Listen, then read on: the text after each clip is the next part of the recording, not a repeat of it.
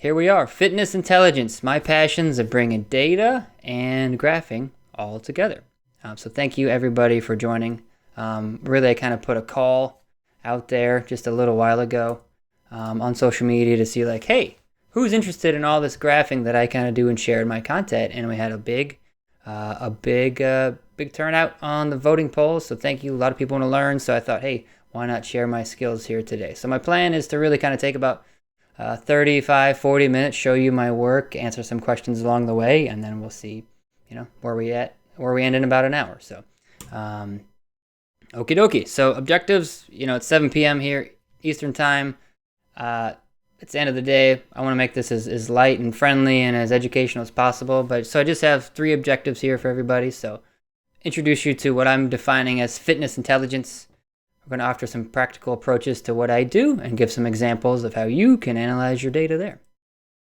All right, so why, Nick? Why am I here today, right? So some of you have seen some of my work, through the years, but this just kind of paints the picture here of why, how I kind of came to be. So academic training, went to school a lot, so I got a bachelor's in psychology.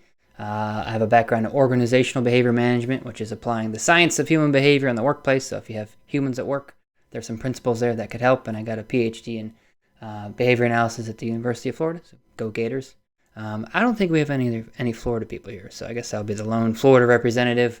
But when it comes to my fitness and training, I've just accumulated a lot of experience here that kind of leads to my work. So I've been a big advocate of functional training and CrossFit for 8+ years.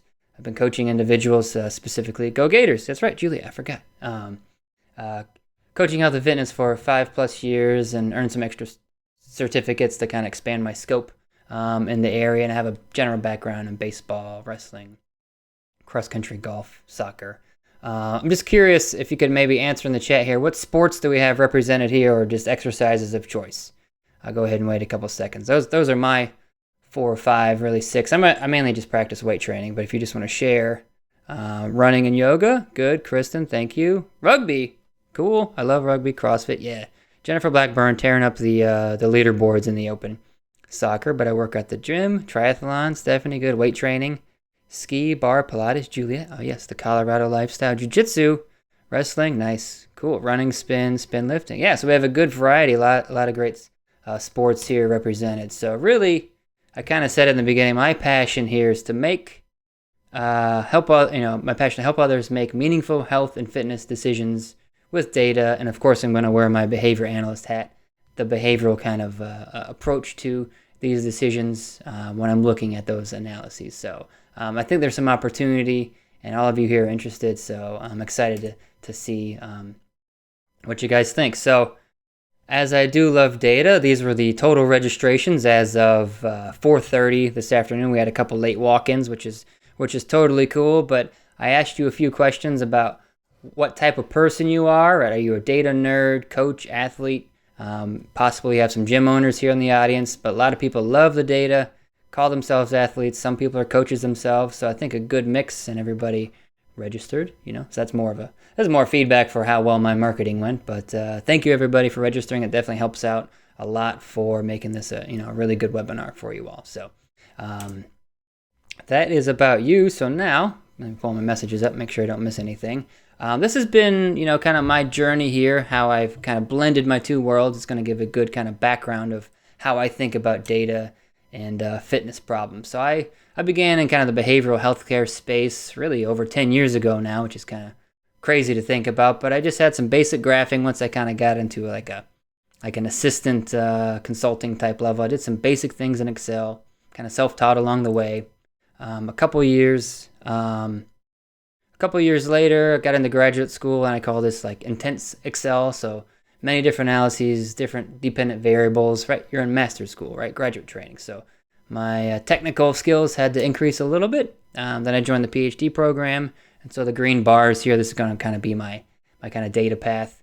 PhD program for my dissertation, I got into some statistical pieces. We're not going to talk about that today.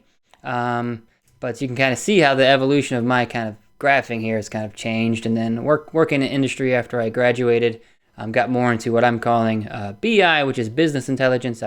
We'll talk about that later. So I was a heavy Excel user, but then now I've been all BI since really for the past couple of years now. So how that maps on with my experience in fitness. So in grad school, I started CrossFit, and then I started seeing private clients. So if you can kind of fill in the gaps here, that my early clients didn't have my best graphing skills, and my clients today have the best that I have, to offer so far. But you can kind of see how that journey kind of coincided with each other. And I know, Jennifer, you're a big CrossFit person. Other people I know in the audience have done some functional training. What drew me, I think, to CrossFit is I just love all the observable, measurable, and repeatable actions and all the data that go into that. So that was an attractive training regimen, and it's pretty awesome. Kiteboarding, Hamta, I think she wins the coolest exercise vote here. That's awesome. So that's my journey. So I want to know, it's kind of a little quick assessment, what graphing and analysis tools do you use on a regular basis today? Like, what's your main method of looking at your own fitness and exercise data on a regular basis? Go ahead and respond in the chat here for everybody. So far we have crickets, so that means nobody uses anything. All right, permanent product, okay. All right, any, Charkita, could you be more specific? Any, like, technology or tool? Okay, paper data, great. Haven't been tracking. Mirta, good. I'll have some options here today. Videos, video feedback. Heather Murray, Google Sheets. Everybody loves the good Google Sheet. Simple graphing and FIT for GCP. Hamza, if you can share what FIT and GCP are. Excel, Apple Watch, good. Pen and paper and Excel. Awesome, great. Whatever the Garmin app tells me, right? I think I've heard that from a lot of people, different tools there. So good. We have a good kind of variety here. All right, before and after picture. Yep. Excel graph, Apple Watch. Awesome. So how I kind of came to this point of kind of sharing what I do is that I was finding myself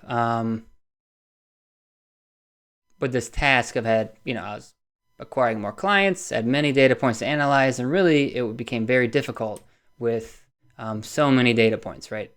Part of being a behavior analyst, my expertise is that you take a lot of data often on a daily basis, so there's lots of days to look at. So it's time consuming. It was a manual process for me. I know there's many templates out there in Excel that kind of automate some graphing functions. There's some easy to update things, but at the end of the day, we always sometimes start with a blank spreadsheet. The graphs are not organized very well. You can kind of see here I have a graph kind of in the middle of some rows, right? And the important and relevant analyses were sometimes missing, or they weren't really easy to think about. So those are kind of the personal hurdles that I had along the way when I was working with some clients and their data. So this is a clip here. This is kind of what my process kind of looked like, right? You have a graph for people on Excel, right? You kind of have one way to update the data. You can drag and drop, right? You change the range of the x-axis and the y-axis.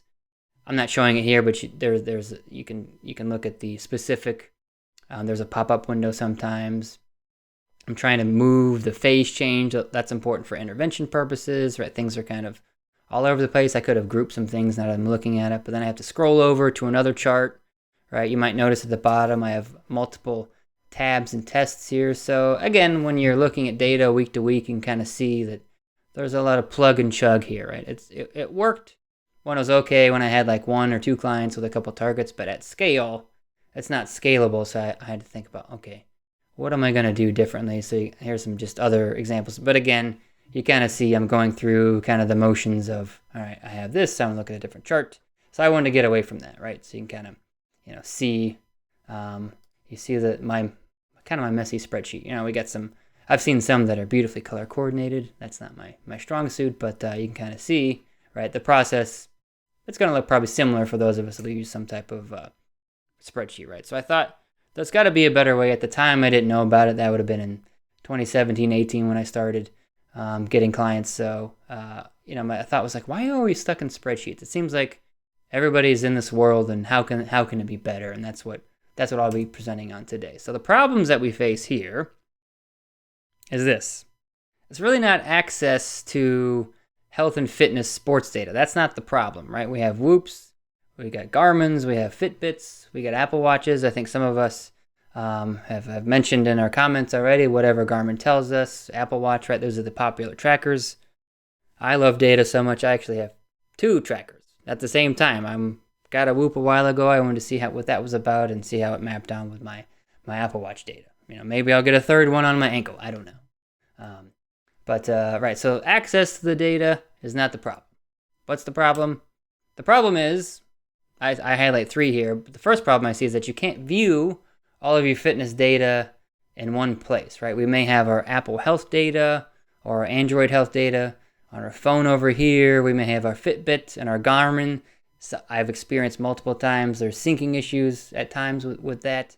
You could have a spreadsheet on your computer. MyFitnessPal is great for tracking macros and calories, but then that's in a different app and you're switching. So as you have different tools for your fitness goals, then it becomes cumbersome and you're spending half the time just clicking through the menus, right? Clicking through the screens. These are screenshots from the Whoop. So I just highlight the Whoop here because they do very nice, they give a very nice like weekly printout, a monthly printout, but then you have this whole 5-page PDF that now you're reading this. And so I thought, okay, this is kind of an issue that we can't view all the data right in one place. Anybody here kind of see this issue? Have any apps that are kind of wonky, right? Problem number 2, not all visuals may make sense to you and your goals, right? So we're kind of stuck with here whatever app layouts and graphs that are given to us. I was kind of picking on Whoop here earlier, but this is a screenshot from the Whoop app. It's very clear, easy to see, but you can't really manipulate it, and that's kind of a key point of a lot of this. A lot of the work here is that you want to kind of take ownership on your targets, your goals, and look at it and kind of manipulate your own data in a way. So they do a good job for the app, and that's what you're paying for. Oops, there. And you get the Fitbit data.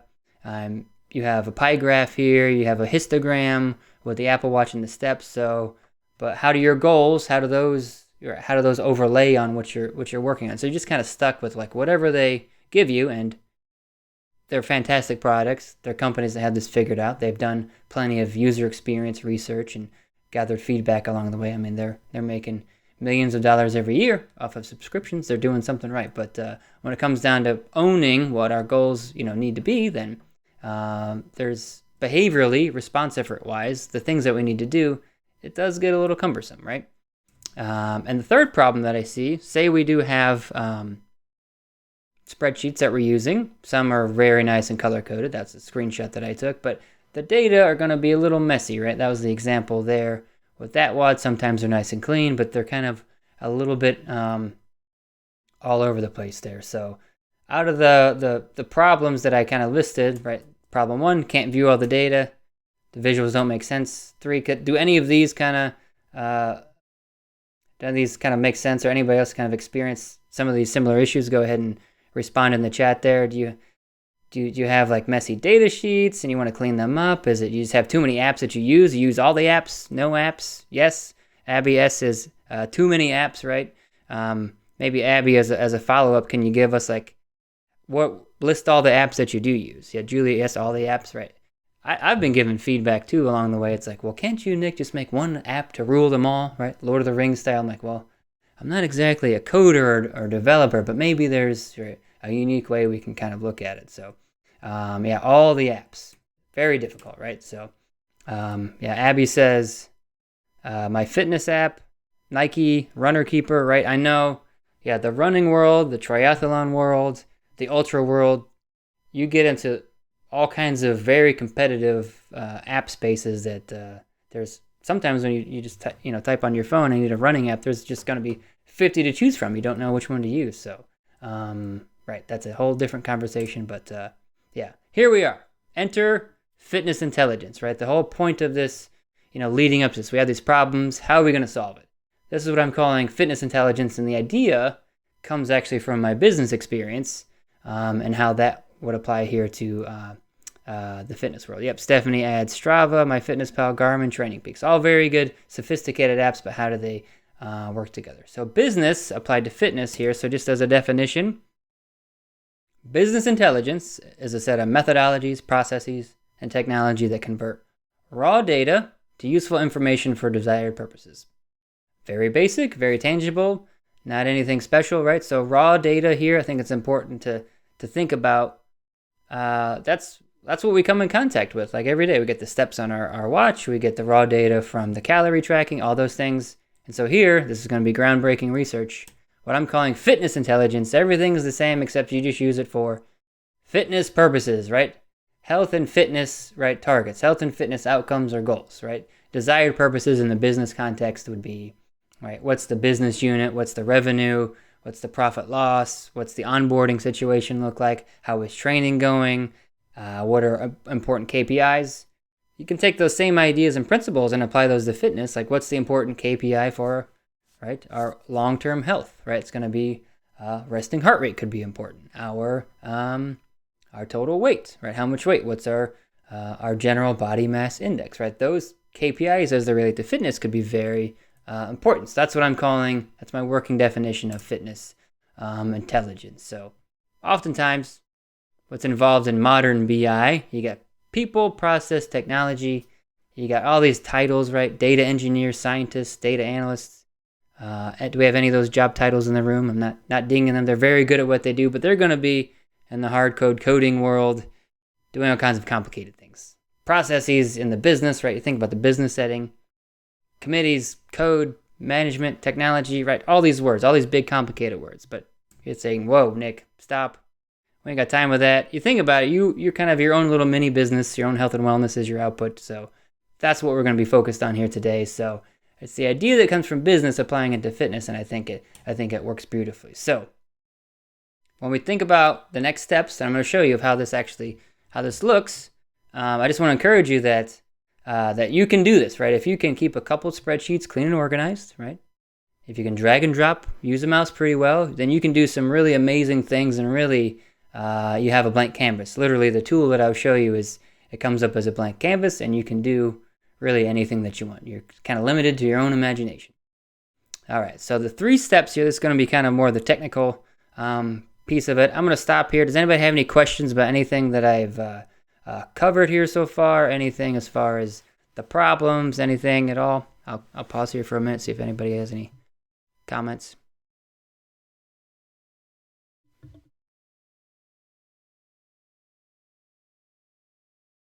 Going once, going twice.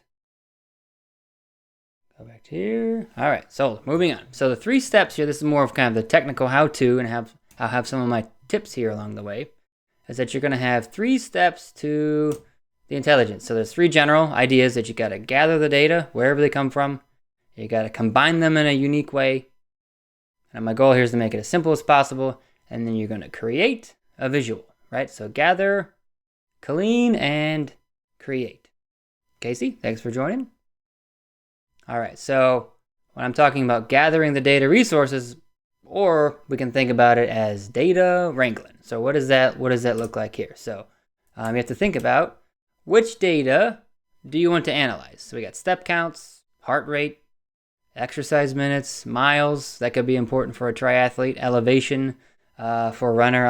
Or a cyclist. I have a client of mine that is actually going. She lives in California, and she will be riding the Joshua Tree 55 leisure ride, and so they're going to be gaining 3,000 miles of elevation. So her elevation training could be important to look at. I know a lot of us gave a couple different examples as far as our sports. So if you could respond in the chat, like what data are you thinking about that are important for you to analyze right now? So there's got to be something in weight training, ski, bar, Pilates. Spin, lifting. Go ahead and answer kind of in the chats. Like what are some things that you're thinking about coming into this webinar, or maybe something that prompted me? What are some things that you're kind of thinking about analyzing here, Juliet? Love the idea of fitness intelligence, much like the notion of emotional intelligence. Everyone could probably benefit from it. Cool. Thank you, Juliet. I appreciate that. Resting heart rate, Mirta, great metric there. Casey, McGarry, weight training. Okay, anything specific, Casey, on weight training? Kristen, pace, good. Recovery time, that's a very specific measure there. Weightlifting, but also increased cardio capacity. Yep, that's a good CrossFit weight lifted, good. Volume, I like that. Endurance, good. These are all very good. Miles, weight for training, sleep, right? Reps, jostling, yep, depending on what the target is. Good. Squat, deadlift, just increasing weight, yep. Very good. Yeah, thank you for being more specific there. Yeah, Casey. So all very good targets. So we have an idea. So now the question is, where do these sources, where do they come from, right? And so, where do they come from? So do you need to download them from an app? Apple Health, Whoop, Fitbit, where do those raw data come from? I know I experimented with Apple Health before, and to download the data, you have to get the entire data set from your watch. So if you've had a watch on for 5 years, you have to download the whole thing, and it takes forever, and it's not formatted the best. That's a whole different issue, but sometimes you need to go into a dashboard, into Fitbit.com or Garmin.com. You can get data there. Even my own CrossFit training data that I will analyze, they come from an app called Wodify. I have to log in and download the spreadsheet manually. Right, so you have to think about where all those data come from. Is it going to be one spreadsheet, one file, many files, right? Is it a PDF? We had some paper print-offs. We got some before and after pictures. How are you going to gather all that information, right? And then we had some good examples earlier. And the question is, how do we get those manual data into our computer, right? So if you have some manual entry, what does that look like? So we have to gather everything, think about, okay, if we have the weight training reps data, how are we going to get that from our training book into, essentially we need to get into the computer, into a spreadsheet so we can, graph it. So when you're doing this, as you're thinking about different ways to graph the data, you have to think about when you're making your own, you're kind of organizing your own spreadsheets here. So do you need one or more spreadsheets, right? You could have tabs at the bottom, you could have multiple spreadsheets, and you'll see how they can be easily combined here with the demo in a little bit. So each spreadsheet could have unique information, right? You could pay attention to formats across the spreadsheets. It's just kind of a technical tip, right? You don't want to compare apples to bananas if you're combining some data, right? You could have pace was a good example earlier from Kristen. So you got miles per minute versus total duration. If you start combining those, your graphs will be funky, and you'll notice that right away. I was looking at a medical chart dashboard the other day for another client, and I had a big spread of data, and the issue here was you had the units were different. One value was in milliliters, and one was in like deciliters or something like that. So you had 800 milliliters versus 80 deciliters, so it looked different. So basic, keep your units tight. And then something like keeping a date on a spreadsheet is important. It's kind of an identifier in a way that lets you kind of combine the data in a cool way later that I could show you like outside of this presentation. But keeping a date there, good for just general, because you're going to use it for an x-axis. So that was step one. Step two, you want to clean the data, right? And combine it in a way. So think about how you're going to combine your data sets. Cleaning, so really that's the functional definition here that I have, is just organizing your data in a way that lets you graph it, right? So you got it in your notebook, you're just going to put it on a spreadsheet, and you kind of see there's some clear formatting here. These are all fake names, but you have a start date, end date, job title, right? That was from a different screenshot, but that's just a good example of clean data there. So when you're thinking about combining your data, do some of them live online? So when we're talking about collecting them, how clean are those data? And cleaning is just, right, thinking about, do you have to, right, change the date format? Do you have to remove some text from all of it? So that could get a little in the weeds, but just organizing it in a simple to use way. So step one, collect or gather. Step two, clean. And then for some tips here, this is super important because you'll see how it works later during the demo, is that you have to think, this is the best term I've come up with here, is that you have to think in rows and columns. So think about how the data look left to right. So November 27th, I took those steps, completed WOD or workout number 3, and then all the dates go in order, and then that's all that are in the data. So you want a very clean, very even data set. So you think about like what you want to analyze ahead of time, and this will be important. You'll see later. And a second tip is that the data are always going to be organized vertically, because the header is going to tell you what the variable will be. So if you want to look at the date and steps over time, those need to be in the top.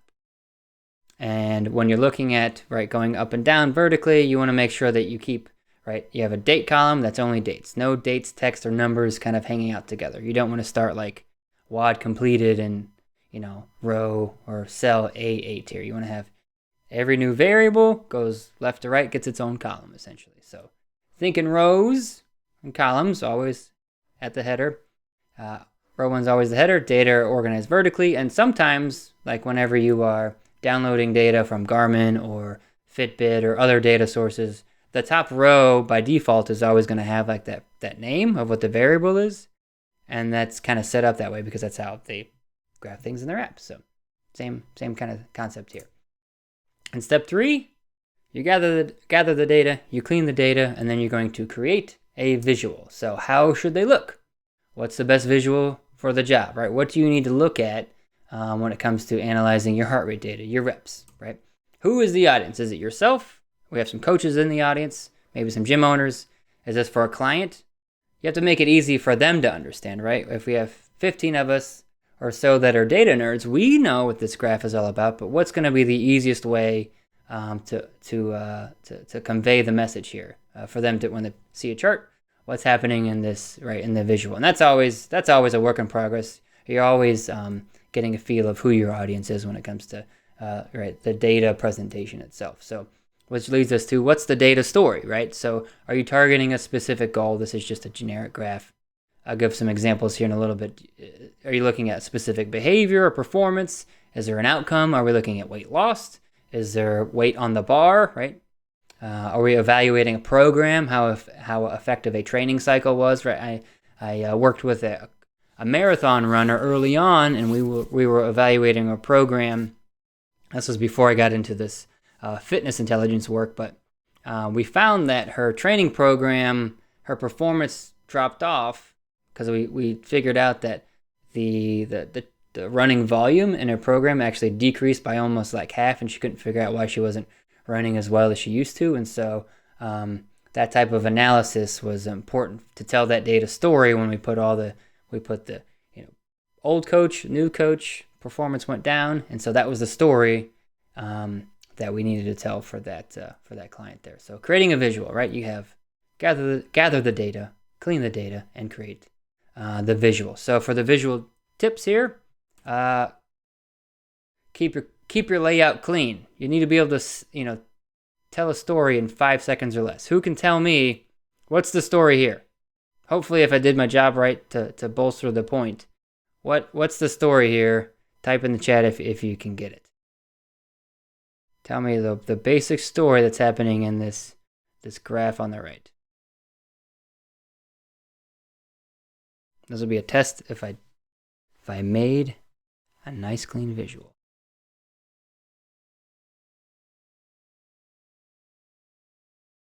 I need a guess. Jocelyn, I can see your video, so I'll prompt you. Jocelyn, can you tell me what's the story? Okay, orange is the variable, red stable. Good. Okay, that's one story. Rebecca, you clearly have taken some data analysis. Jocelyn, yellow is the data and the previous coach, and red with the new coach. Good.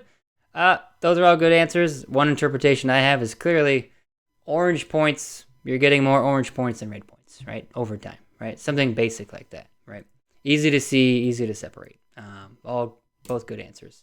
Label your axis, right? When you start making lots of charts, you can get in the habit like I do sometimes, and it's easy to make a lot of charts and forget where you are. So you quickly lose track of kind of your variables. You could limit your visuals per page, and because you get too many graphs, it'll make the dashboards confusing. So those are just kind of my general tips here. So applications, we had some ideas with some of our examples with our preferred activities. Really, it's an open discussion, right? These are kind of the main areas that I kind of focus on, but when it comes to rugby or kiteboarding, all kinds of activities, right? The applications are endless. So type of exercise, running, jogging, sprinting, exercise duration in minutes, intensity minutes. This is sometimes important because if you wear a Garmin, the intensity, the elevated heart rate is going to, the definition will be a little different than the Apple Watch, than the Fitbit. Look at step counts, distance traveled, mileage, right, for runners, total elevation, like I gave the example earlier, load, weight, volume, all good examples there, heart rate, resting heart rate, right, sleep, sleep's a general bucket category. You can start looking at sleep onset, offset, duration. A lot of our sleep apps nowadays, the Whoop does a good job with their sleep and recovery score. So but I've been really impressed with a lot of the sleep data that have come out in the apps lately. But really, there's whatever you want to apply it to. You can. Calories, water consumed there as well. So here's just a couple examples of my work, and then we'll get into a live demonstration here. So this is the first one. So you get like one variable, right? Something basic that you can make, right? We have resting heart rate over time. Very easy to see, right? We got one line there. Custom bait, right? Nothing groundbreaking.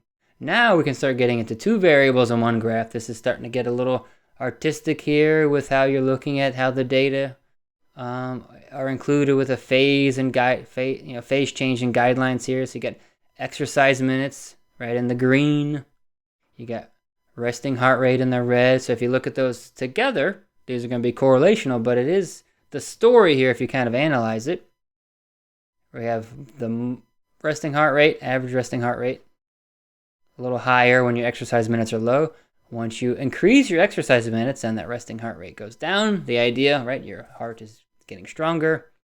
And then over time, you can see now that these are actually pretty current data from March here. But now we have more average minutes per week, lower resting heart rates. So good for this client. We have a kind of a guideline here with 150 minutes per week. So all very good ways to kind of look at the data. So you have two variables in one graph.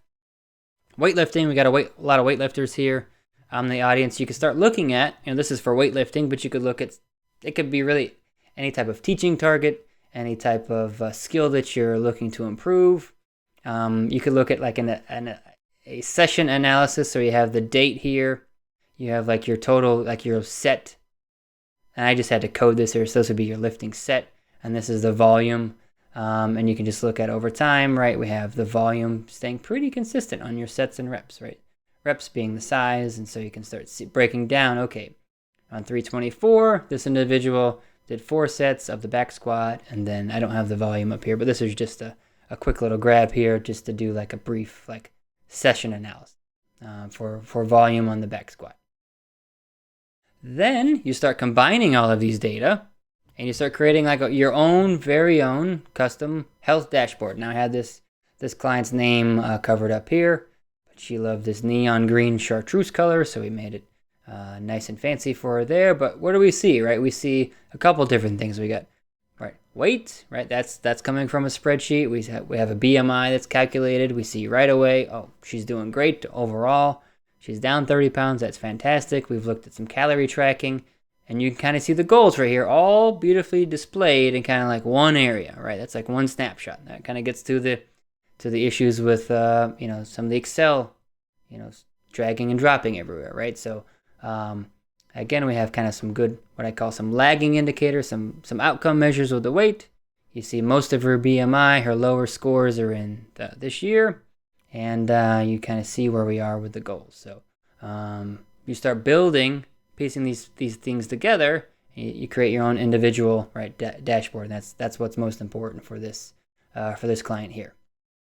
In the fifth example, we have an entire gym dashboard, and this is something I've actually never showed anybody outside of my gym buddies and owners. But you can really do some fun things with your data, and this here is like a workout Bible in which you can search. This is a screenshot, but you could click around, see what type of strength training program that you want, and you can kind of say, like, if I want to click, I want a workout that has a deadlift, a run, and a pull-up, and then all of those will filter up, and you'll see those workouts, right? You can start filtering. You can see if you just want to do CrossFit Games workouts, things like that. That's obviously specific to the CrossFit world. But if you have like 1,000 workouts that you've done for your running program, or your maybe you have a fancy kiteboarding program, or there's some yoga programs out there, or stretching programs that you have the data, you can start combining them in a unique way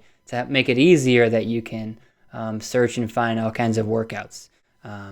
Juliet says, fancy. I love the idea of creating these dashboards. Thanks for, yeah, of course. And so being able to really use these is kind of interesting. That a couple friends at the gym, one guy, he actually travels a lot for work, and it's like, oh, sometimes I can't make it into the gym, but or I'm on the road at a hotel and we have limited equipment. So if I just want to do like a body weight workout, I just want to type in the movements and he can find a workout that we've done in the past, and he'd be able to find it. So all kinds of really the kind of limited to your creativity. So. All right. Anybody have any questions or comments here of anything that I presented so far? I'll pause for a little bit. I'll pull up the live demo. Feel free to hit me in the chats. Okay, so we have webinar. What does WOD stand? Oh, Rebecca, good question. WOD stands for workout of the day. That is really cool. CrossFit jargon. Yeah, workout of the day. So you hear WOD all over. Cancel that one. Save. All right. So now what I'm going to do is I'm going to show you, real basic, how we can make a report. So the tool I'm using here is called Microsoft Power BI. So we're going to do a new one. And we're going to use that same data set that I shared that was always I was all over the place with scrolling, the Oscars WOD data, the workout of the day data. So what we'll do here, right, so you really have like a blank canvas. And all you really need to know is we will go to Excel. We want an Excel workbook, and I've prepped this ahead of time. And we're going to do the fitness demo data. Open it up. It'll load here, and this is just one spreadsheet.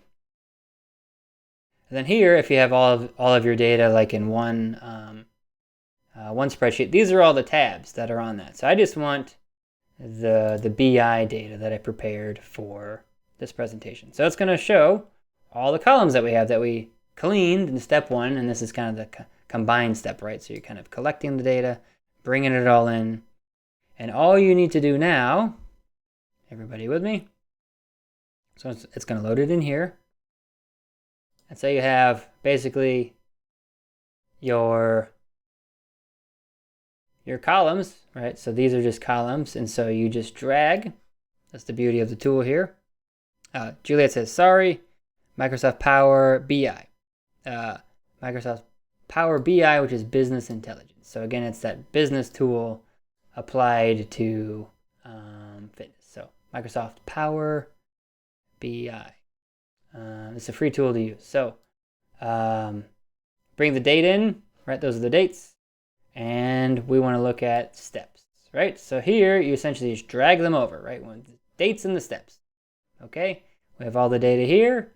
Now this is a table. All we do is click a line chart. And there we go. There is our line chart. Just like that. And you can always customize it afterwards. I like to have markers on here.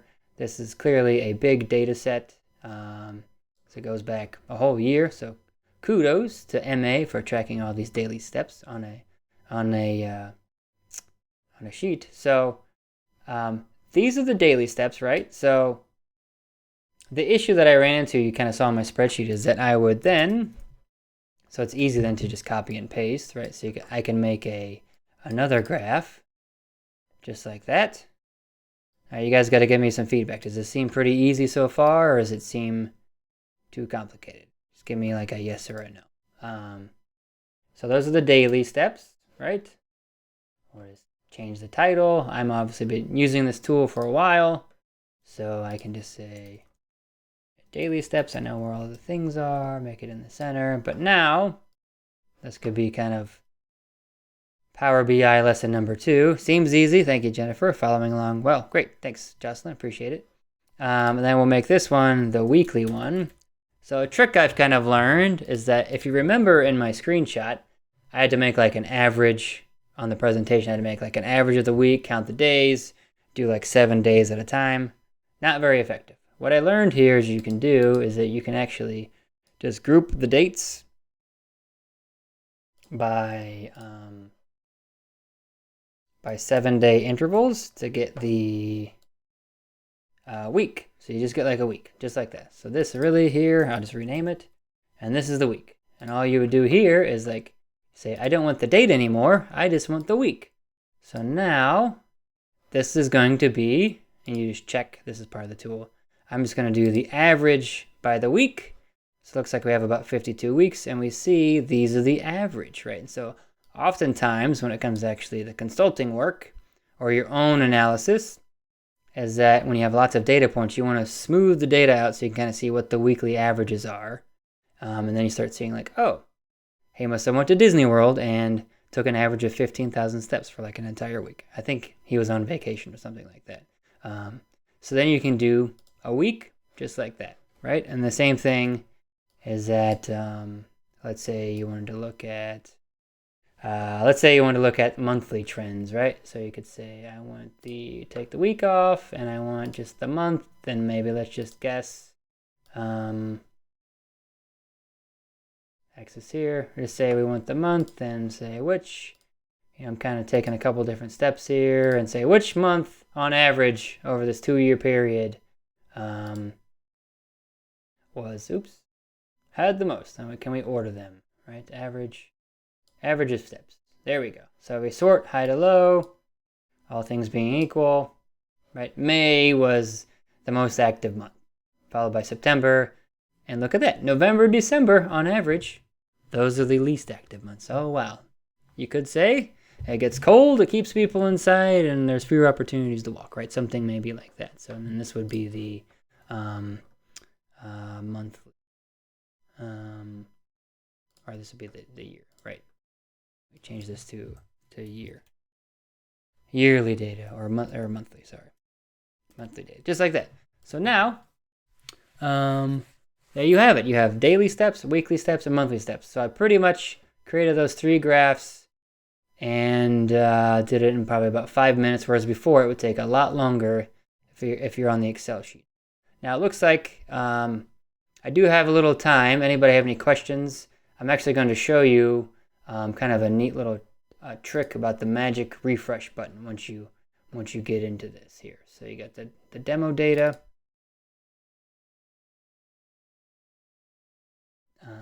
Okay, privacy. All right. Come on, Microsoft, go away.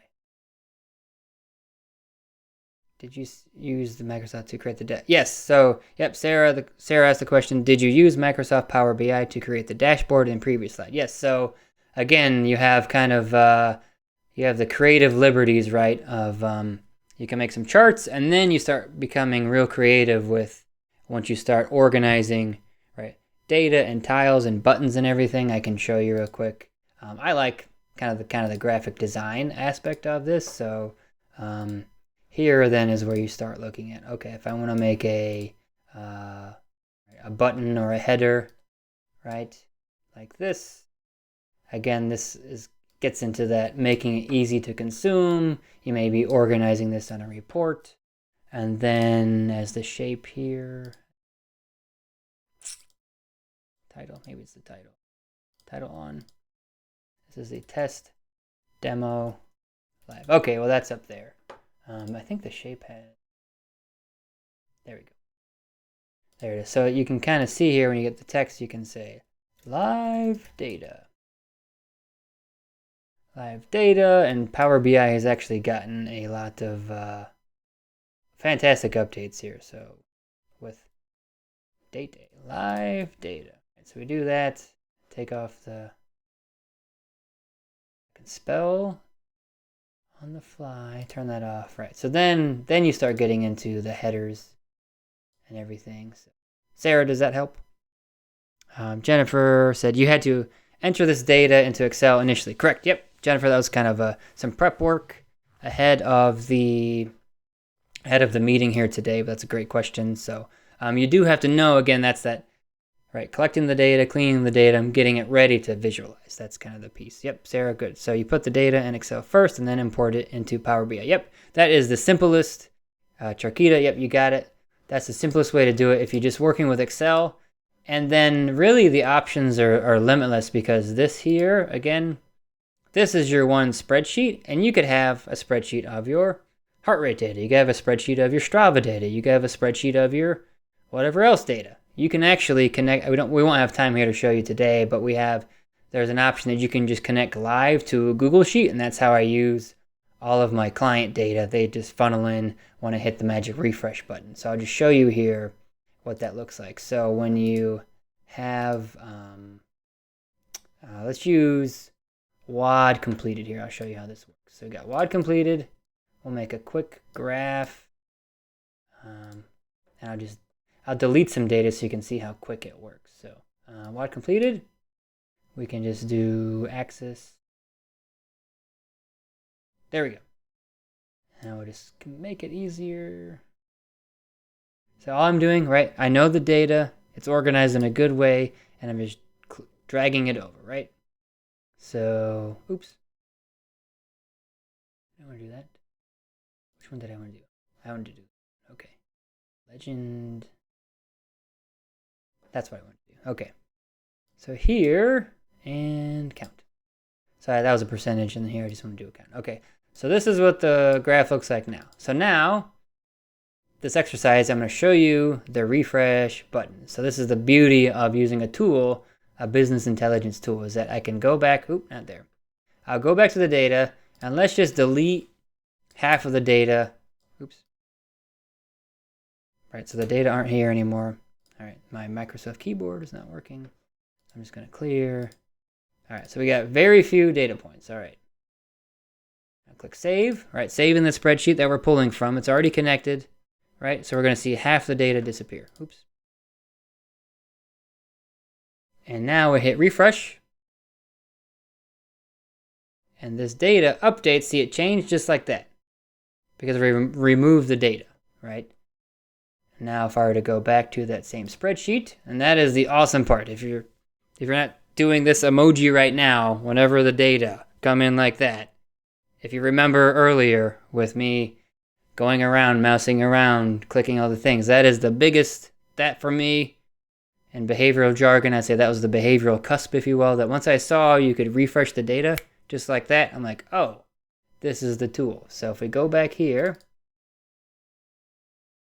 again, we can just say, we can add some more data. I have an equation there just for demonstration purposes. Save it. Right. And then we refresh it again. It's saved. And then you see the updated data just like that. Took seconds. So that is the magic of the refresh button. So I'll actually I'll show you real quick. Anybody interested in seeing that that WOD Bible interaction real quick? I'll show you that. I'll go ahead and I'll pop that up real quick. Oh, it's right there. There it is. I had it loaded.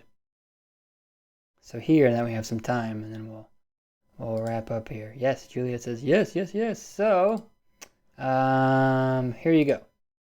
So once you see it, right? Let's say so our beats is like our cardio class, 3K fit, strength. Here's CrossFit Games. CrossFit Game is an event, and let's say you do. I want to look at only these workouts from 3 years ago. Then you see those are the movements. Those are the selections here. So all this is just like a table over here, and then I just filter it in a way. And there's some kind of foundational pieces that I could help, kind of teach you along the way if you're interested. But those are kind of the pieces then. Okay, if you want to look at strength, let's say I want to do, I don't know, cleans only, or I just want to do bench presses. Show me your bench press workout. For some reason that filter is not working. That's a bad example. Oh, that's... What's going on here? Good. Whoop, bop, bop, bop. All right. Not sure. That's still a beta page there. No worry. But I know this one works. You could do, let's see, I want, oh, you know what? I didn't publish the updated version. I'll just pull it up here. No worries. I can think on the fly.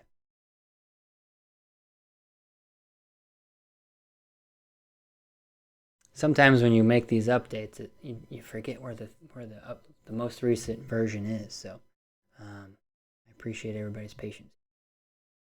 All right, so when we pull up the report, I'll just show you. This is kind of the unique interaction piece of it too. So you have the data, and then you can actually start searching and doing some really neat things. So if I go back to the strength piece, yes, you see it's formatted a little different. So let's say I only want workouts that are,